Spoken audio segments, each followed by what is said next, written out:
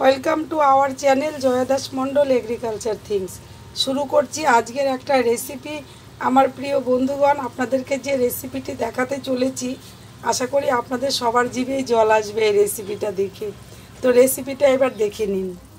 এই দেখুন, এখানে আমার কাছে আছে কুল। আমি কুলের চাটনি তৈরি করছি। কুলের চাটনি তৈরি করতে কী কী লাগছে দেখুন। কুল লাগছে, সাথে লাগছে গুড় আর স্বাদ মতো নুন, একটু হলুদ লাগবে, শুকনা লঙ্কা দিয়েছি ওর মধ্যে, ফোড়নে দিয়েছি, একটু তেল দিয়ে ফোড়ন দিয়েছি, শুকনা লঙ্কা, তার মধ্যে ওই কুলগুলি দিয়ে দিয়েছি, দিয়ে জল দিয়েছি। এবার জল দেওয়ার পরে একটু যখন উতলে উঠেছে তখন আমি দিয়ে দিয়েছি গুড়। এই দেখুন মাঝখানে গুড় আছে, গুড় দিয়েছি। আর এখন আমি দেব হলো জিরে,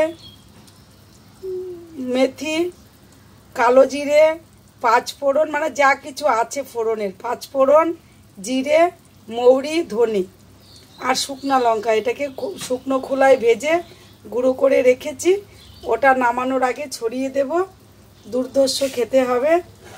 তো দেখে নিন, এই রেসিপিটা খুব চটজলদি করা যায়, আপনারা দেখে নিন। যদি ভিডিওটি ভালো লাগে লাইক করবেন, কমেন্টস করবেন, শেয়ার করবেন। দ্বিতীয় ভিডিও নিয়ে আপনাদের কাছে চলে আসব।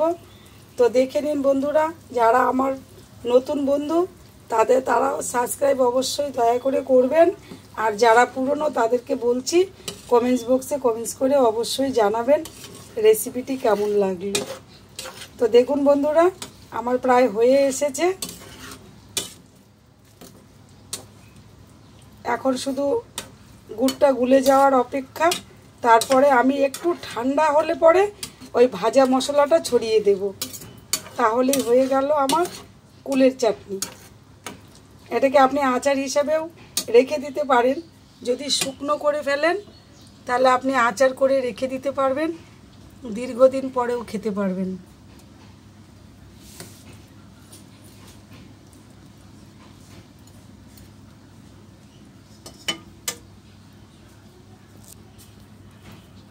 তাহলে বন্ধুরা দেখতে থাকুন, রেসিপিটা ফার্স্ট টু লাস্ট আপনাদের দেখাচ্ছি।